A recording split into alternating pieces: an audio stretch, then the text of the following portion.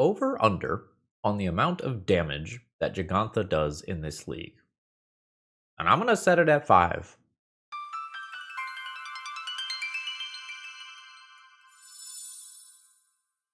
Hello folks, Phil Gallagher, aka ThrabenU here for another Legacy video. Mark gave me a dealer's choice donation deck list, and I'm going to be honest with you, it has been hard to find spicy things to play. Current Legacy is really powerful, with just a couple of cards really dominating the format. Psychic Frog comes to mind. The various blue-black decks, including Reanimator and Tempo, are just very, very strong. Eldrazi is setting a very high bar as well. The decks that are keeping up with these two decks are very powerful, or maybe very fast. And there's not a lot in like the other aggro, other control, other combo decks right now when I go and check out a site like MTG Goldfish or MTG Top 8 trying to find some interesting things. If you'll allow me to self-plug for a second, if you've got something spicy, this is an awesome time to do a dealer's choice donation. This is a great time to do a tier 1 donation deck list with a deck that you have already kind of developed, even if it needs a little bit of love to be kind of ready to go. We're just a couple of weeks away from some potential bans, but until then, we do have to find some cool things to play for the channel. Now, I did find a deck where I had to look up a card.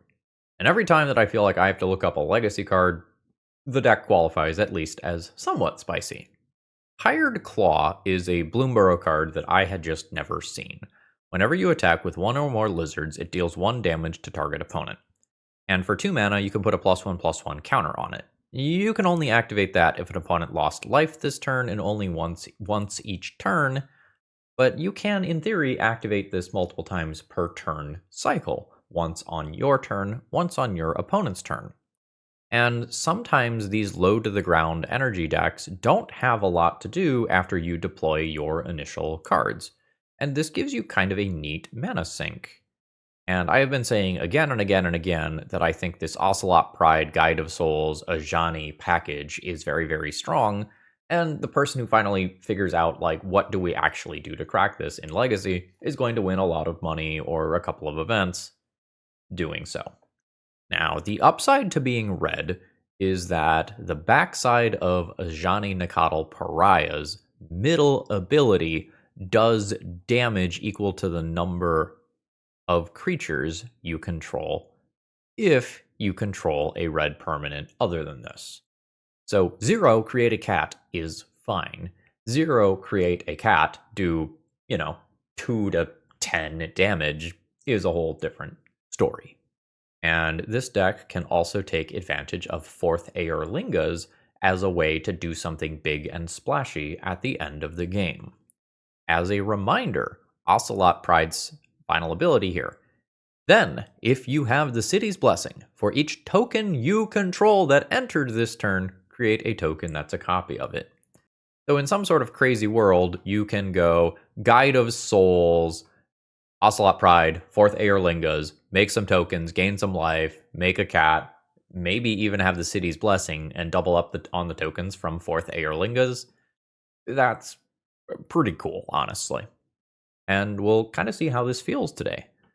We have a 1 of Goblin Bombardment as broadside number 5 here. This one is enchantment based. It might be a little stickier once it is in play. And if you do end up making a whole bunch of cats off something like an Ocelot Pride, this can be a really cool way to do this. And this can also be a way to get your Ajani to flip. And notably, it is red permanent, not red creature, so this does qualify. I'm not super sure how I feel about Static Prison. I have, generally speaking, had negative feelings about this card. It is very, very good in the short term, but when you don't have Guide of Souls, I really feel like this card is sometimes lacking. But if all you need is a turn or two to win the game, then it's fine. Sideboard is very, very geared at beating specific things, with 8 of these cards here being dedicated towards the extremely fast combo decks of the format.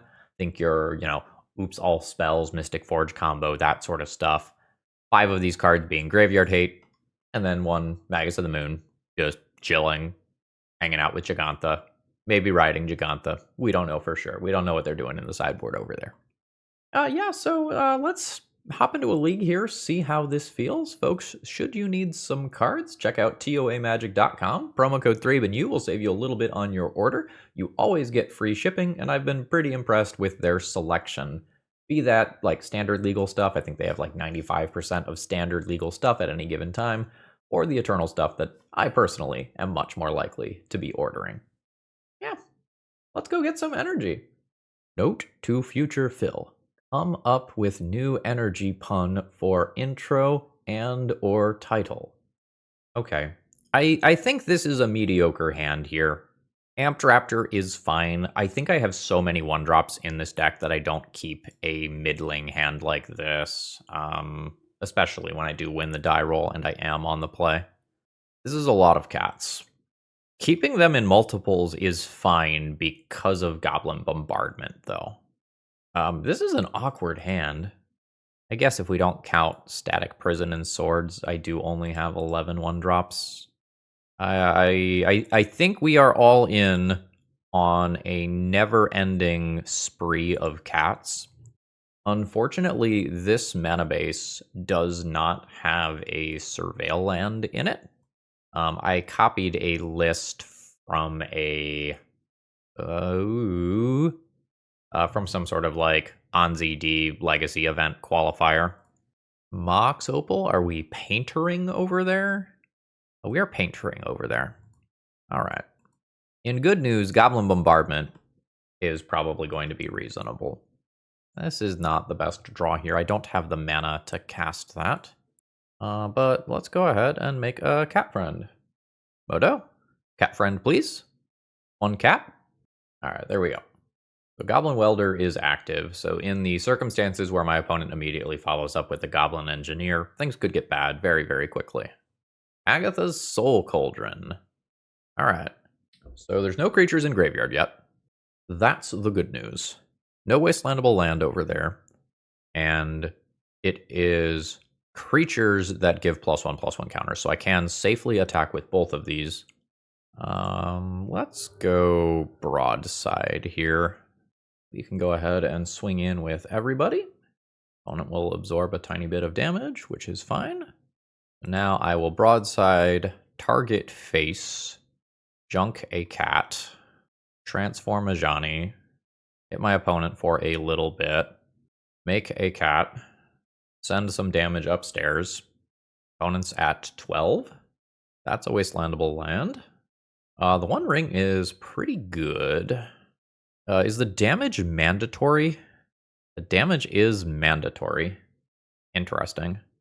I could +1/+1 counter on each cat I control after playing Ajani. Or always take out land. I think I want this Goblin Bombardment in play. I'm going to make another cat and damage myself. I can't damage here. My opponent doesn't have any creatures. And then pass the turn. So I can kill some smaller stuff at instant speed. The Agatha's Soul Cauldron can buff some stuff in a slightly awkward way. But I probably just kill my opponent by playing an Ajani next turn. This one specifically. Or not. That gives my opponent another turn. The Spirit Guide. Now it's a Painter's Servant. So this is effectively a 4 toughness Painter's Servant because of Agatha's Soul Cauldron. So we're going to land drop, play Ajani, make a cat, 0 this, make a cat, do a gajillion D damage to a Painter's Servant since I can't target my opponent's face, and pass the turn. So, do you have yet another One Ring? I have 1, 2, 3, 4, 5, 6 damage queued up immediately. Okay, we just out mid-ranged our opponent there. This is not a matchup where I have a lot in terms of sideboard options, because these cards are just kind of cut off. The Magus of the Moon and Blood Moons are not overly impressive. I might keep them to combat Urza's Saga. So Grafdigger's Cage kind of does stuff. So it says creature cards in graveyards and libraries can't enter the battlefield. So my opponent can't weld in a creature specifically, but other things like grindstones are still fair game. I think I want at least some of this stuff. I'm not sure about the Magus. I think I am erring on the side of no here. Then just trim one piece of top end, maybe. This is not an overly exciting hand. 5 lands is a bit much for this deck. I think I can get stronger than this. This definitely qualifies. I think I'm going to keep Bombardment instead of Broadside. So I have turn 1 Guide of Souls, turn 2 Ocelot Pride, and Hired Claw. That's pretty good. Now, notably, something like a Fury absolutely will fuck me up. Just like very actively is a problem. I think I just get the painter out of the way. So let's attempt Static Prison. Take that out. This is going to become a plateau here. And we're just going to get this train rolling. Get my energy. Send in. I do not believe I pay the energy because I need Static Prison around. I'm going to get another energy at end step from the Ocelot Pride. That's cutting things a little close for my liking, though. If I pay this, Fury is worse against me, but my own Static Prison collapses some portion of the time. So we'll see what happens here. Fable is fine. Ooh, that's not bad either. I will pay. I am fine just removing this creature. I'm fine trying to spiral these out of control. Go to punchies, send in. Now I'm fine doing this. I think I'm interested in you having flying. Deal a decent chunk of damage, and we're going to get some more friends at end step. Fantastic. And now we're not in danger of losing Static Prison. 1, 2, 3, 4, 5, 6, 7, 8, 9. I'll have the City's Blessing next turn, so the Ocelot Prides can start going wild. Pyroblast's very bad without this painter to back them up. The One Ring is good, so I will just produce some extra creatures this turn. I would like to keep this. If I play Hired Claw, I trigger this and go very wide of my opponent for the next turn. 2 mana Painter, 1 mana Grindstone, 1, 2, 3 mana Activate. I don't have Goblin Bombardment available, though. I could, in theory, die. I think this is just so strong that I should do it anyway, though. So I will attack with some creature here. I think I want another Liar here, hedging for the future. Now I've got the City's Blessing, so I just go wild with Cats and Energy here. And it's just so easy to clean house the following turn. There is some degree of risk in taking this line, but I think this is just my opponent's only window to do anything meaningful. And I just produce enough cats that I can just bleed my opponent out next turn. 4, 5, 6, 7, 8, 9, 10, 11, 12, 13. This is just 13 direct damage from Goblin Bombardment. So they have to kill me this turn, or Bombardment is just lethal. Combat step aside, another One Ring doesn't do it here. There's a city. There's some haste. Goblin Engineer. Sure. An Ensnaring Bridge style card isn't going to do it. Chaos Defiler. Sure. Goblin Welder as well. Okay, that's neat. So Chaos Defiler comes in, takes out Guide of Souls. Agatha's Soul Cauldron comes in. This is fine.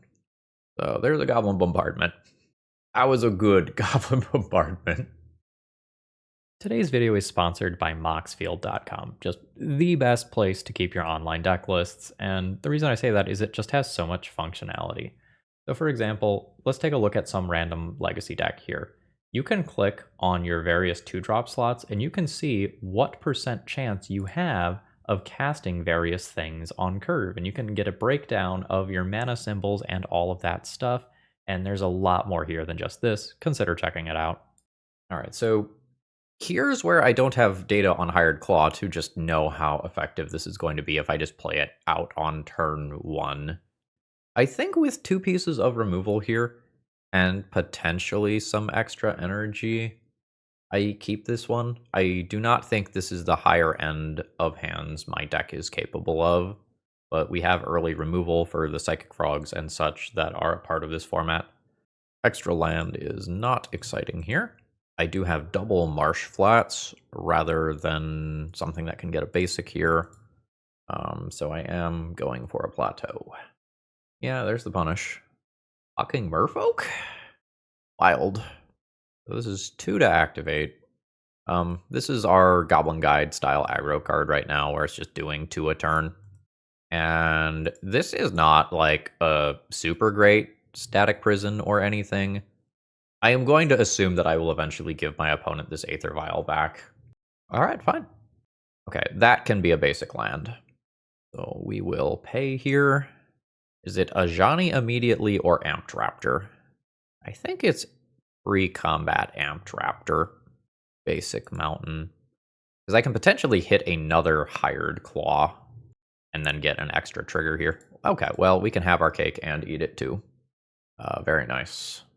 Send in for 1, which is actually 2. And next turn I can Legend Rule my own cat, and hopefully just run over my opponent before they take any relevant game actions. Cool. Yeah, I'll keep that one more time. I think we just attack with everything as is, and then play an Ajani post-combat, probably.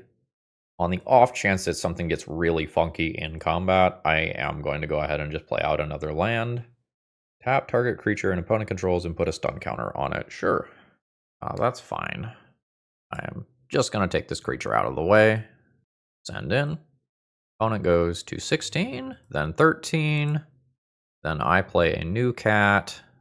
I'll keep one of the cats.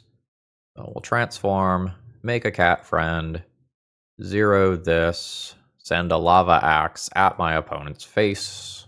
They are at 8. Vial ticks up. I probably just overrun my opponent here.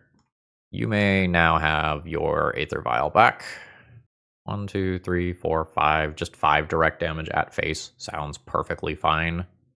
I think I static prison the Aether Vial first, though, just to see if my opponent has any weird BS that I need to be aware of.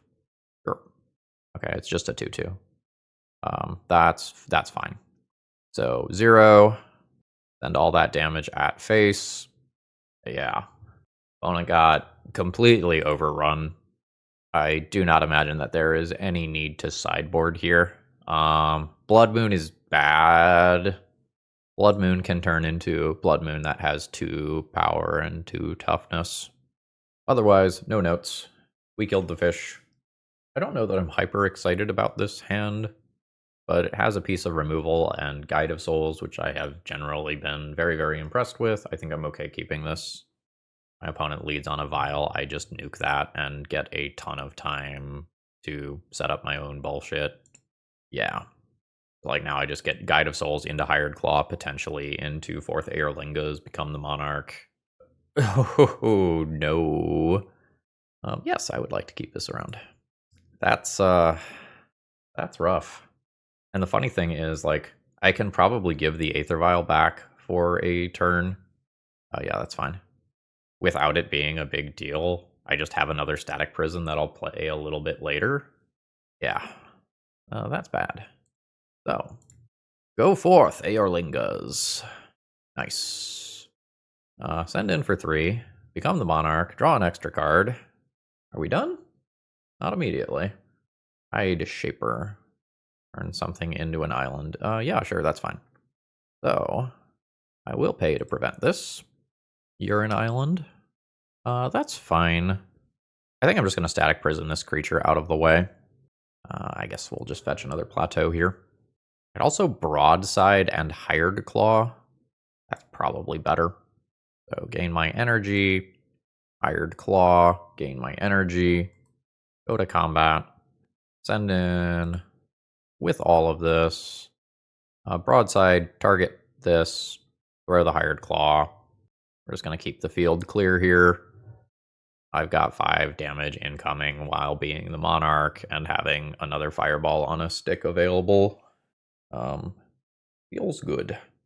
Broadside throwing tokens is also just kind of nuts here. An Amped Raptor.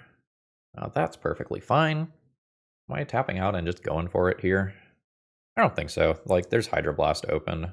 Let's just play. I guess it needs to be. You do this. Let's just go ahead and play an Amped Raptor here. And if my opponent taps for something like a Hydroblast, then I can play Forth Eorlingas, get another token. All right, cool. So gain my energy. Okay, we're just done. And the moral of the story is Merfolk is the worst deck in every format, and you should not play Merfolk. All right, my mana is a little awkward. I have 3 removal spells. As long as removal spells are good, this is a fine hand. I think I am going to keep it and just accept that sometimes this is a little awkward because I'm playing against the wrong sort of deck. You know, opponent very, very reasonably could be on Wasteland here. My next turn could potentially be really good if I draw another colored land. Like, I have some really good multi-spell options if I draw another colored land. New Underground Sea. Tamiyo. It's a great swords target. We are hoping for no immediate Brainstorm. They have immediate Brainstorm. I guess I can Static Prison it. And probably will. I really want another colored land, though. I wonder if this deck just has such harsh color requirements that it should be playing fewer Wastelands than it actually is. Regardless, this is the play. Yeah, I was afraid of that. Now I don't get to try again or play another creature. I think I need my mana more than my opponent needs theirs. Attack Tamiyo out of spite. I still get a damage through here. Now, if my opponent has their own Wasteland and they Wasteland this plateau, I am so fucked. On the other hand, if my opponent just like Tamiyo pluses and then I get to Static Prison away that Tamiyo, I'm actually in an okay position. We've got some selection. And a fetch to clear. There's the plus. Well, nothing like Psychic Frog played out immediately. I guess that's good for us. Cool, there's another land. So let's pick up another plateau. Let's immediately try to remove Tamiyo. That's a little rough. So now I need to put some more power in play so that I can actually deal with Tamiyo. I could take 1 loyalty off it immediately. I think it's just better to play another body. I don't know, maybe that's not true. Maybe I need to start scaling up this creature that I currently have. They really only attack for 1 next turn. Yeah, maybe I need to hit Tamiyo immediately. So lose a power, ping my opponent for 1, get swole. Damn it. Yeah. I didn't want to do that. That sucks. I go for the Ajani. I don't do any damage this turn, then Tamiyo is at 8. I guess I have 2 things I can poke it next turn. The Ajani gets dazed in a very negative way. So now the plan is do something that's so broken that my opponent having access to half of their library doesn't matter, which is tough. Cool. I'm at 20. Yeah. I can answer creatures in a meaningful way. I hate getting wastelanded here. I very, very actively want to multi-spell. I want to be able to, like, remove a frog and then attempt to remove a frog again. There's a Brainstorm to immediately flip this Tamiyo, which is annoying, because the next Tamiyo can, like, plus and then minus and reuse things like Fatal Push.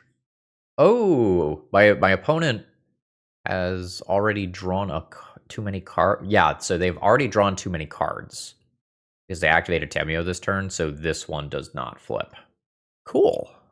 So in that case, let's attempt to remove a Tamiyo. We have seen 2 of the Force of Wills already. Yeah, so it's possible that this happens.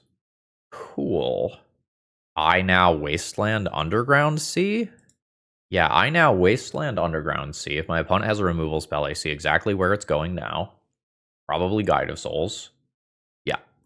And then I get to kill Tamiyo while dealing 2 damage to my opponent.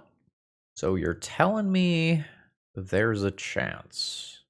Now I have a lot working against me here. Yeah, Wasteland's very good. So we'll send in for some damage. Presumably something like Bowmasters is about to happen, yeah. My opponent hits this, which is occurring, and they can go to blocks.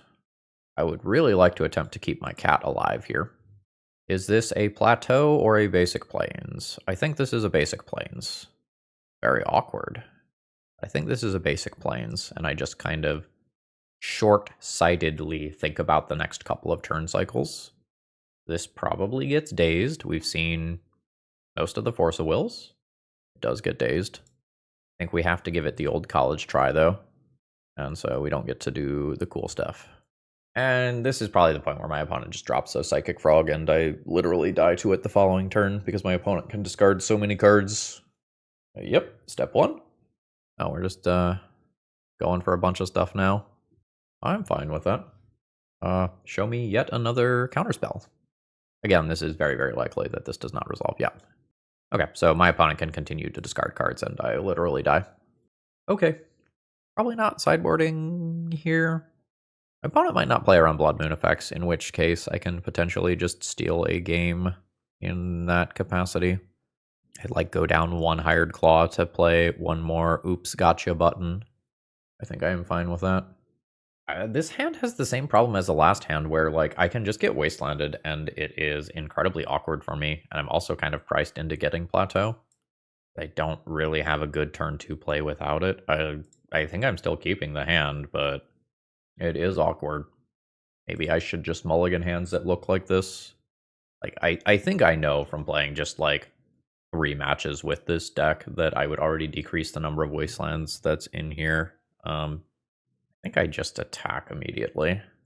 Fuck, I was supposed to play the wasteland and then in combat junk this land. It's not going to matter here with how it played out. But that's what I thought about doing and then just didn't do. Given that I have 3/3 drops in hand, I do not believe that it is correct to wasteland my opponent here. But boy, it's awkward. I will pay. My opponent apparently needed that land quite badly. That's good information. Although, that's more interesting. We moonin'? I think we're mooning. Send in for effectively 2 damage. 18. Never mind the fact that I can't cast my white spells. The hope is that this significantly hinders my opponent. Hydroblast. You've got it. So I can wasteland this land. I have a broadside. I don't mind this extra land drop. I think this is just becoming another plateau despite some awkwardness. I think I am into broadside, leaving up wasteland. Now I think I'm going to go to attacks. I don't want to wasteland yet because I don't want Fatal Push to be able to kill broadside immediately. Although there's also things like Orcish Bowmasters to think about. So send in. It is Bowmasters. King on broadside. Sure. 1 direct damage to my opponent.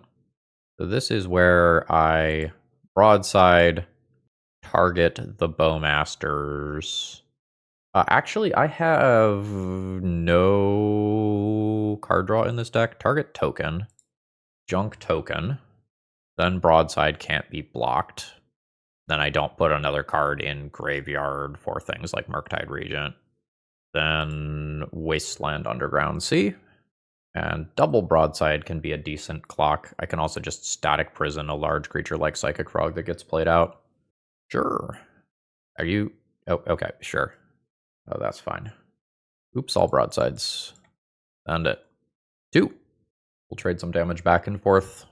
Believe that this board state is currently favoring me. Although we don't have great information about what is over there. Probably not days, so I think I'm just going to get while the getting is good with these broadsides and resolve them while I think my opponent does not have days. Send in for 4. And at any point, I can throw one of these broadsides for 5 damage. I think I'm just holding for right now. And I probably kill my opponent next turn. All right, fantastic. I think I'm going to make this just tiny adjustment here. This hand doesn't cast its spells. I don't think I'm into this. Again, these fucking Wasteland hands just are atrocious. I'm going to keep this. I think on the draw here, I just get rid of the expensive Blood Moon. I would love to draw a basic land or another fetch land. That really smooths out this game. We're hoping that our opponent does not lead on Tamiyo, which unfortunately is what happened. Given that I have a couple of turns worth of spells here, I think I'm going to fetch a basic Plains. and just live with the awkwardness that sometimes I don't cast my spells in the most efficient ways possible. The clues that my opponent accumulates here are going to be very, very strong. They're going to offset my opponent's initial, like, one-for-one trades with things like dazes and fatal pushes. Alright. I think I'm going to try to hold Ocelot Pride until I can double spell with it. So this card is dazeable. My opponent could hardcast a daze here. They could crack a clue and then daze. They could force. They have a lot of really, really good options. It is a non-basic. But unfortunately, it is a hardcast daze, so that does not set my opponent back on mana, so they are going to be free to, crack clues, play Psychic Frogs, whatever. I expect that I have lost this game, and it is a matter of time. I hope that I'm wrong, but that is my current expectation. Again, my opponent's one-for-one trades with these, like, Daze, Wastelands, Fatal Pushes, and whatnot are just so strong right now, since they just are going to undo all of that damage via clues in a bit. By the same logic as last turn, I think I hold Ocelot Pride, trying to double spell with it. Rough. Back for one. Absolutely falling behind here. Mana that is not being spent on a follow-up threat is very good for me right now. This game ends very quickly once my opponent plays like a Psychic Frog or Murktide Regent. Because right now my opponent has inevitability, but they can shift that inevitability to, like, putting me into imminent danger in one card. In attack step? Okay. Oh, sure. It's Planeswalker time. Which is not great for me. It makes the whole Ocelot Pride thing noticeably worse. Fucking daze me again. I dare you. Alright, cool. So I finally get some energy. Let's just yield to all energy generation. But unfortunately, I don't have enough immediate energy to do something versus Tamiyo. So now my opponent can, like, play a Frog, play a Murktide Regent, do something to gum up the board, or otherwise answer a couple of these. I don't have red to do cool Goblin Bombardment shit. That's horrifying. There's so much food from the clues, and potentially just a Tamiyo minus as well. Alright, Tamiyo is plussing. I don't think it's crazy to just Tamiyo minus return days so that I can't drop something crazy. So the obligatory play is Ocelot Pride. So now it's a little weird, but I believe the line is Cat Warrior, attack Tamiyo, get smaller, actively pay the energy to put +1/+1 counters here. That way the Psychic Frog block isn't free. Fuck off! Wait! Is this okay? It's annoying, but this is still resulting in my Ajani transforming, which was my ultimate goal for this turn cycle? Maybe that's fine? Yes. I don't have another red permanent, unfortunately. My mana hasn't worked out here. I will be creating another cat, which gives me more energy, more life. And then we go to end step. Ocelot Pride triggers. I get more energy, more life. Now, this is at 6, potentially 8 loyalty. I have some good stuff in play. My opponent can just do Psychic Frog bullshit and kill my Planeswalker, which makes life tough. Hydroblast. They don't even fucking need to. Oh, so bad. So bad for me. 2, 4, 6, 7, 8 permanents. I can make a 4-power flying creature. I mean, I'm always casting this. I don't have another line here. So I get my life. So I will send in with this at Tamiyo. It gets smaller. Is it another one? Okay. I was about to say, like, come on. Cut me a little tiny bit of slack here. So we're going to give this some extra oomph. It now has 3 power. Psychic Frog can get flying and then block it, which is happening. We'll see if my opponent wants to junk the remainder of their hand here. They do not. So that means that this does not turn into the Planeswalker. We go to end step. I make a cat. I gain my energy. We're not quite at the City's Blessing. It is possible that I can aggro my opponent down from here. I'm going to need a little help. It's really hard for me to resolve cards anymore. Maybe I just successfully aggro my opponent down, but they have 5 mana available and a gajillion cards. So I imagine that they just find a way. That's not really helping. The Psychic Frog also just literally kills me if that ever gets to connect, so I can't attack with my flyer. I can't produce a secondary flyer. Kind of need to kill the Tamiyo. That would require attacking the Tamiyo with 4 creatures. I don't want to attack the Tamiyo with 4 creatures. I lose one of Ocelot Pride or Guide of Souls, and I think I need both. I think I'm going to attack with 3 creatures. I just don't really know how I win through presumably multiple counterspells and pieces of interaction. My opponent did not tap out 4 more creatures, so they're holding up interaction of some kind. So, assuming there are not just 20 some odd lands in my opponent's hand, I don't really see how I'm getting through this. How am I doing on permanents? 1, 2, 3, 4, 5, 6, 7, 8, 9. Okay, so I'm not City's blessing-ing immediately. Yeah, I mean, that's kind of how I thought that was going to go. Oh, but it gets worse by losing the Ajani so that the cool things that I was trying to set up don't happen. That was just Psychic Frog discard. Yeah, that's fine. And again? Okay, you're just going to do a bunch. Okay, combat damage goes through. Now we get Fatal Pushed, sure. Not great. Now I am dead to a removal spell on this Cat Warrior. Oh, there was more. In which case my opponent could have kept an extra Orc token alive. It doesn't matter. I'm gonna tap out here. GG's. Yeah, I am not the biggest fan of these Wasteland openers. I'm just gonna say it. I think I'm leading on Plateau rather than a basic. Because if I expect that at some point in the game I get Wastelanded, I still want both colors since this is a colorless land.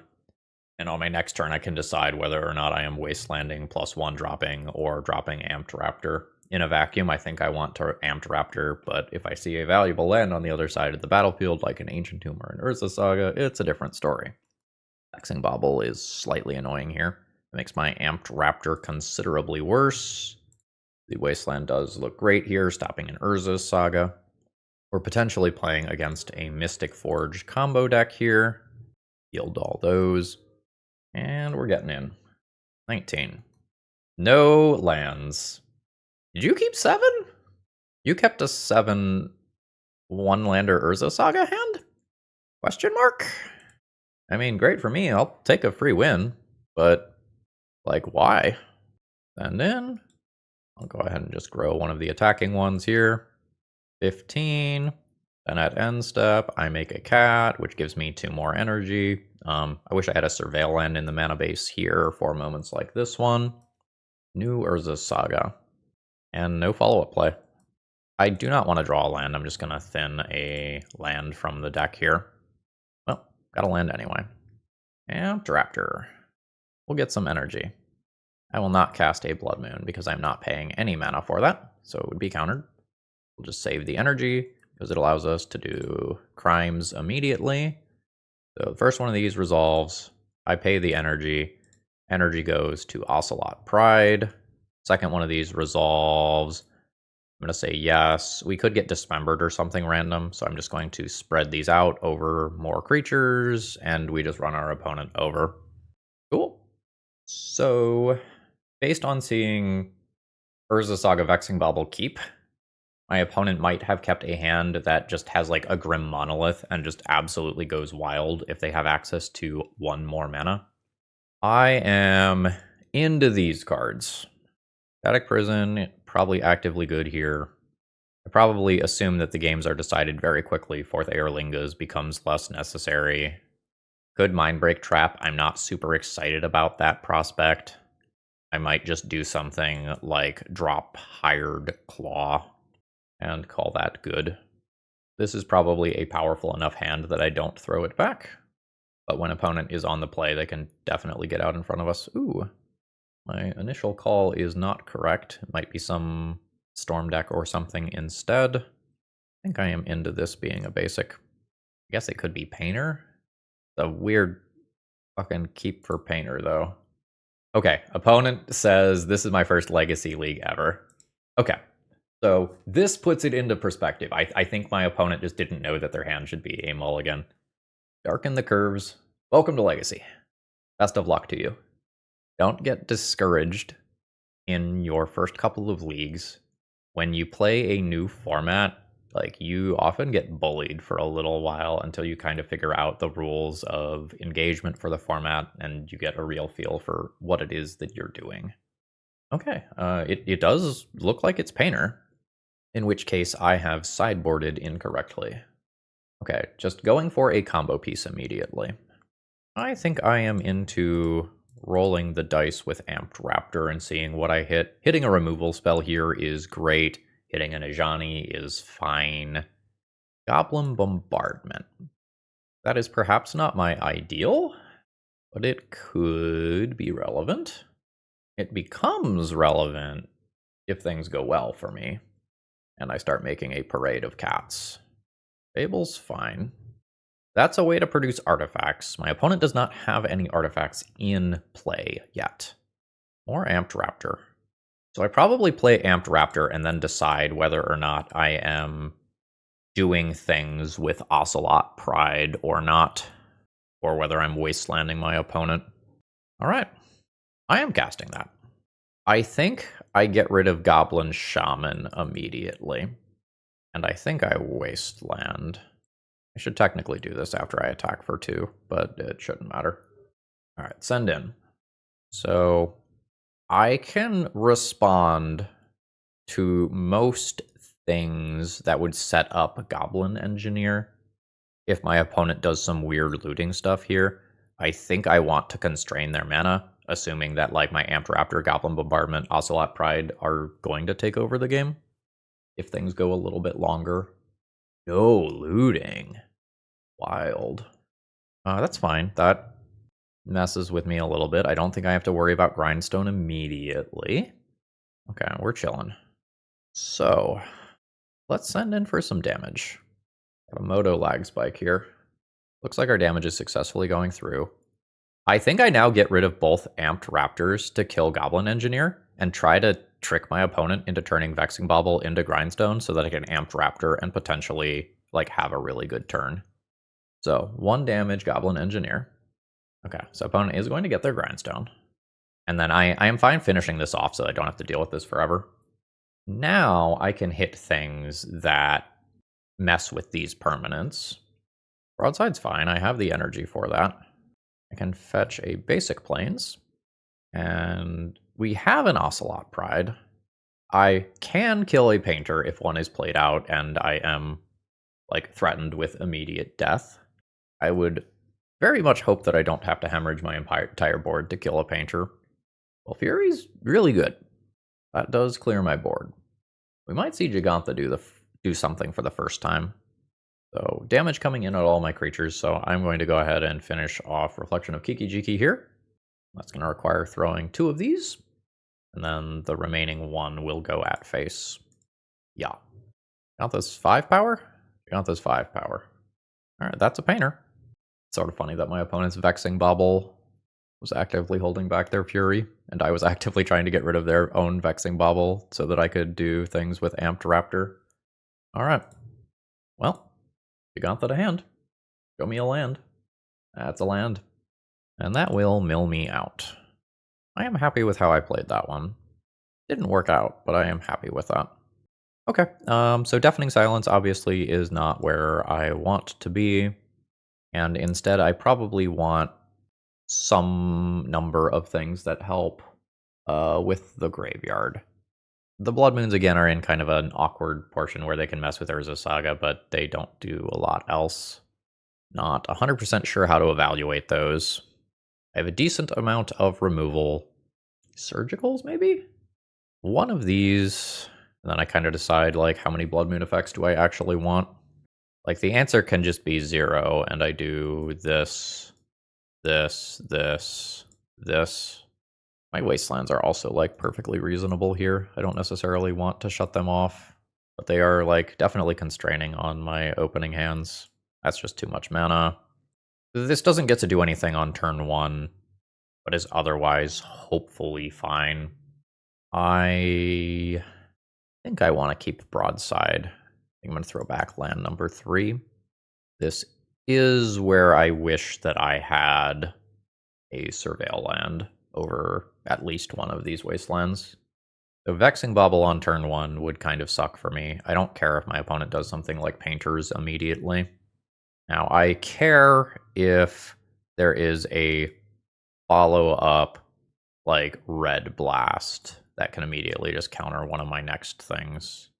And so I don't think I fetch at end step to thin the deck here, because if my land gets blasted, that's pretty awkward. I believe in this spot, I need to not Amped Raptor this turn. I think I am living in immediate danger of just land Grindstone activate.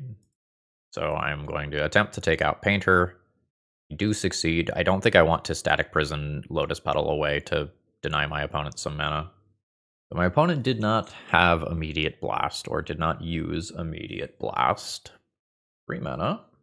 Goblin Engineer. Which is in theory fine. And Static Prison that away if I need to. Alright, finding another Painter. Sure. That's a Natural Ensnaring Bridge. I'm just going to confirm. I have a full 4 Static Prisons. I think I'm going to ignore opposing Blood Moon here. Grab a Plateau. Iron Claw, sure. So I am going to start by casting Amped Raptor. That's worth an energy. I am into not letting my opponent have Painter here and passing the turn. I get to keep both of these things out of play for 2 turns. My opponent does not have red mana yet. They have potentially lands in hand. They might lose their City of Traders. I might force them to take a lot of Ancient Tomb damage in the short term. More Welder. Sure. We could do some stuff with Broadside here. Now I can't. The double strike there is tough. The double strike there is tough. Alright, so I don't get to Broadside attack immediately. Iron Claw doesn't do a lot. My opponent can get access to Painter. Probably pay for both of these this turn. But next turn I might just be giving them the Painter back. Okay, so I play Ajani, make a cat, I go to combat, I attack with Ocelot Pride. Both outcomes are good for me.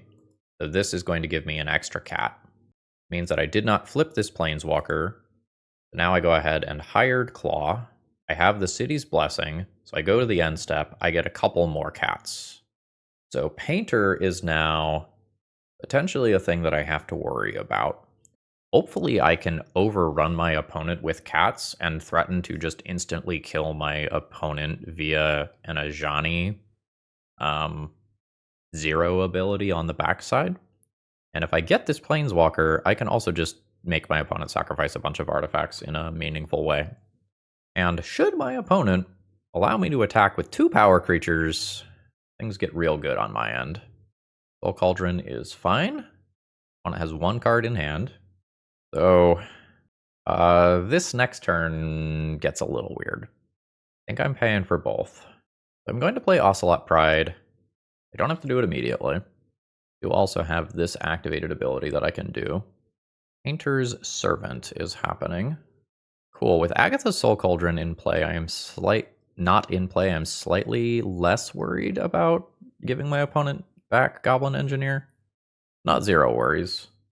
Possible that my opponent can have a blast for this Static Prison, in which case I want to try to shut off Ensnaring Bridge as something that they can do. Alright. The last thing is a blast that is used immediately, and I can't attack with the one. Yeah. That's scary. That happens. Now, Engineer can put Grindstone in Graveyard. I could bounce Ajani, make another cat. We've not gained life this turn. I think I just play another Ocelot Pride. That is more likely to be able to attack next turn. Hello, Moto. I would like to cast this cat. Thank you. Yeah. So if my opponent top decks a land, they've got it this turn. Otherwise, they can 2-turn me by getting Lotus Petal. Oh, right. Now there's 3 already. Yep. No, I misspoke. I am dead. And I don't have any way to kill in upkeep. I can't sacrifice any creatures. I could grow this here. That's not relevant. Yeah.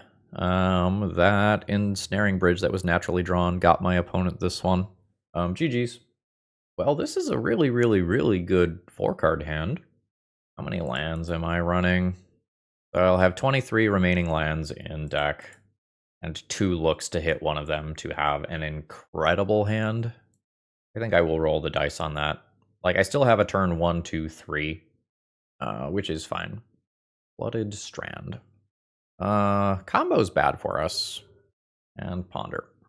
I have very little ability to adjust what I am doing and how I am doing it here. This is a Guide of Souls into Ocelot Pride game with basically no ability to deviate. So, could be playing against something like Doomsday, could be playing against a Cephalid Breakfast style deck, which is probably more likely. Yep, seems like a Nadu Breakfast deck. I think they are going to out Goldfish me on average. Yeah. Alright, opponent just has the turn 2. Okay, so literally nothing that I can do goes faster than that. I guess I'll look at their deck real quick.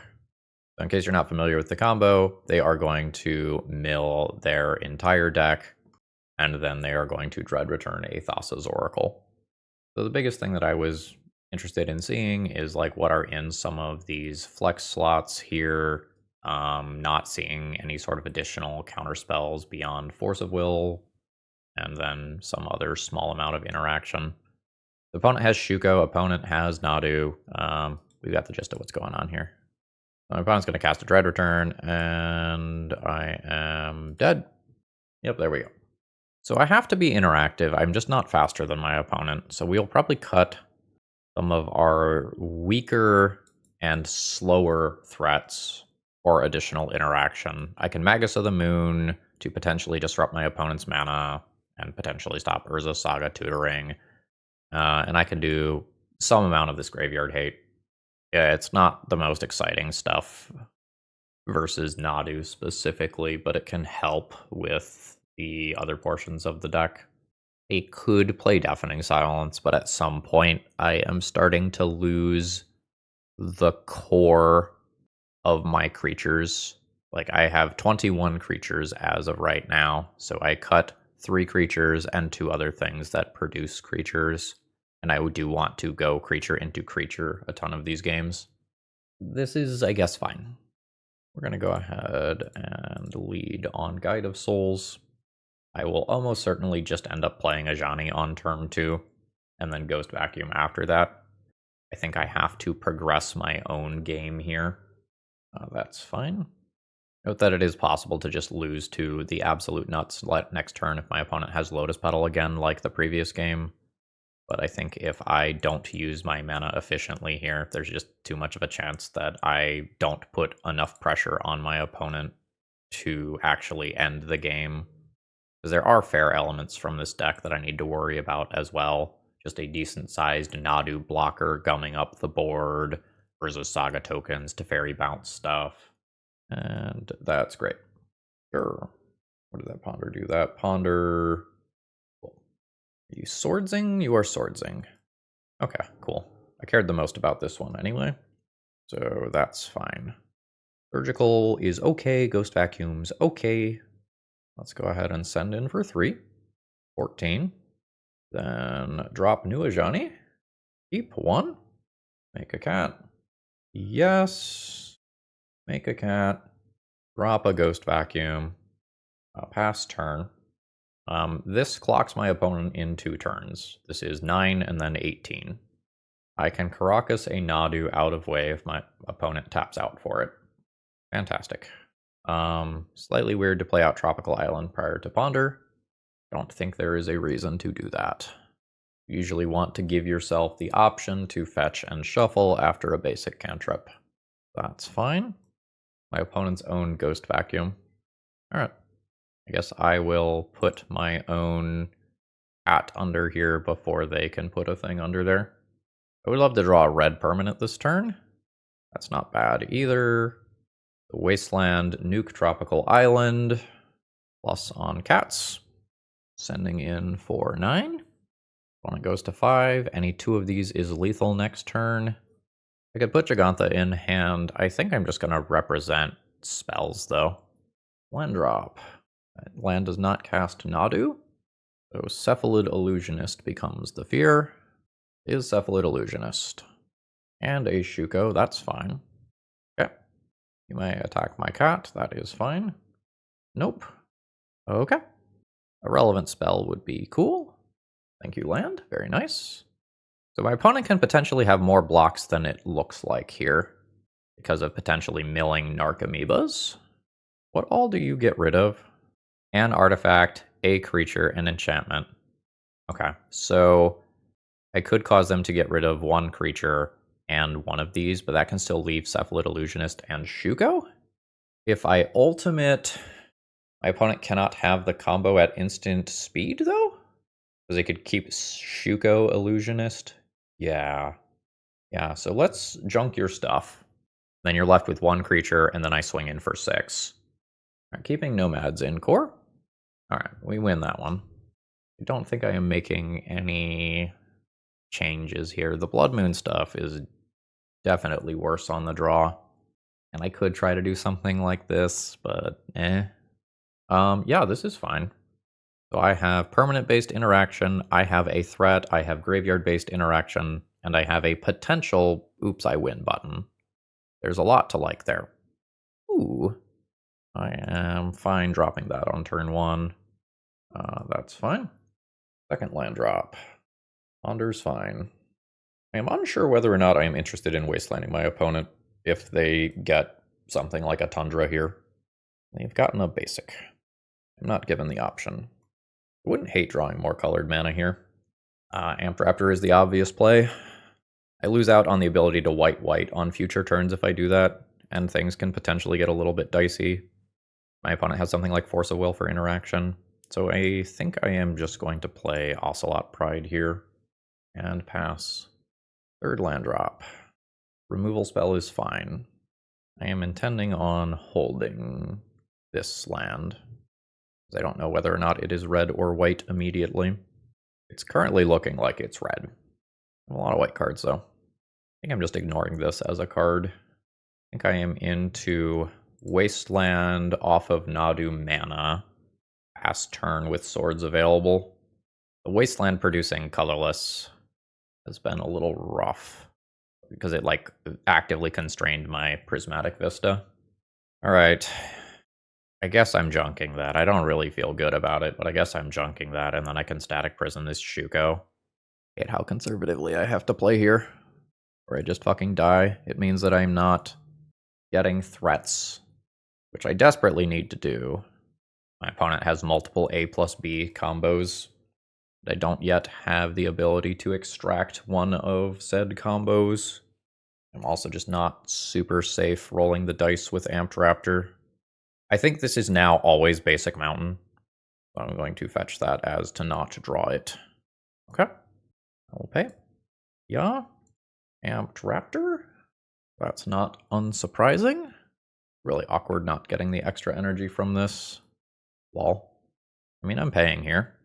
I am going to Blood Moon to keep my opponent off of Nadu and make future cantrips worse. Shut off, fetch, shuffle. I'm going to end up sacrificing Static Prison, and then I have to play a new one. Alright.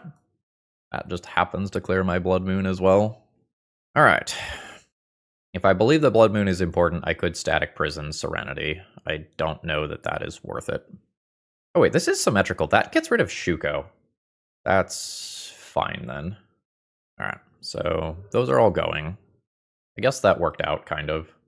Sure? Alright. Let's go to Punchies. Surely there's a Swords to Plowshares, right? Nope. Alright. And I guess let's put Gigantha in hand. And pass. Make my friend. There is a Nomads. And pass the turn. I will Static Prison that out of the way. That is fine. Get out. Send in for 2. Opponent's at 16. Then 15. Then I make a cap. How are we doing on the City's Blessing? 3, 4, 5, 6, 7, 8, 9. I have the City's Blessing next turn, and then this starts to spiral a little bit. Alright. Pay for this. Go to combat. Send in for 3. Opponent goes to 12. I drop a piece of interaction if I play Gigantha. Accordingly, I do not believe that I play Gigantha. This is doing just fine as a clock. Like, this is already going to attack for, what, 5, then 7, which is already a 2-turn clock. And Jegantha doesn't shorten that. Sure. We're chilling. Another land. Pay the energy. Play the land. Go to combat. Send in. Go to 7. I am attacking for 7 next turn. Assuming that my opponent gets at least 1 blocker, there is real value in putting Jegantha into play this turn. I think I'm into it. I'm not excited about it, but I think I'm into it. There is Jegantha. Technically protected by Caracas, although I won't tap that Caracas. All right, force pitching a Narcomoeba. That's fine. Cool. Now, my opponent is currently dead through 1 blocker. I am going to temporarily give them back their nomads. Hopefully that's not relevant. I have swords and or Caracas to disrupt something that is played out on this turn with the hopes of comboing on my own turn. Yeah, so Nadu is fine. I believe I don't swords that to give my opponent life. I believe that I just bounce that. Come on, Moto, you can do it. This will give my opponent 1 card. It is a land. That is fine. All right, we have gotten the GGs from our opponent. So, Jegantha was cast. Jegantha did not do any points of damage this league. For those of you who bet under 5, you have won your bet. All right, that was a pretty fun league. I enjoyed that a lot. As far as the build goes, Hired Claw was decisively medium. I like this a lot less than some of the things like Mockingbird that we've seen in the blue-white version. I don't think this is breaking the deck. It is kind of cool that this is another reasonable red card that you can play to make your 0 ability with this stronger. Goblin Bombardment definitely did really good in this league. Very happy with that. Not really sure how I feel about the Blood Moon effects. Like, I absolutely did some good things with them in the league, but like, given how many times you want to have like white on turn 2 specifically, sometimes the Wastelands felt a little awkward. Eldrazi is just a massive part of the format though, so maybe you need both Wastelands and Blood Moon and Magus of the Moon in the sideboard to stay competitive with that. I will say we don't have much to bring in for fair matchups. Maybe we are pre-boarded for just fair creature-based matchups with 8 1-mana removal spells in the main deck. So the slots that I am least certain about are these, plus Wastelands. Prismatic Vista is a little weird. I might not play Prismatic Vista, and I might just split 1 more red fetch land with 1 more white fetch land. The Prismatic Vista, being able to fetch your basic planes if you're Blood Mooning does matter. I could also really see wanting to get 1 Surveil land into this deck. Like, you want untapped mana, but 1 Surveil land is probably okay. Forth Eorlingas as Fireball is cool. The potential to do really cool things with Ocelot Pride is definitely there. But I think overall I am not sold on this exact build. I think it's interesting. I enjoyed playing it. I don't think it's bad. But I like blue-white as a base better, I think, despite the fact that this 0 ability really wants you to have the red. So I don't think we've broken this one yet. I'll leave that all to you. Figure out how to do it. Send it to me as a donation deck list. I'll be happy to play it. Folks, I hope you have a wonderful rest of the day, and if you need some cards, you know where to go. Use promo code ThrabenU to save a bit on your order, too. Alright, see ya! Alright, now that they're gone, you did okay, Jegantha. You did okay. You tried your best, bud. You tried.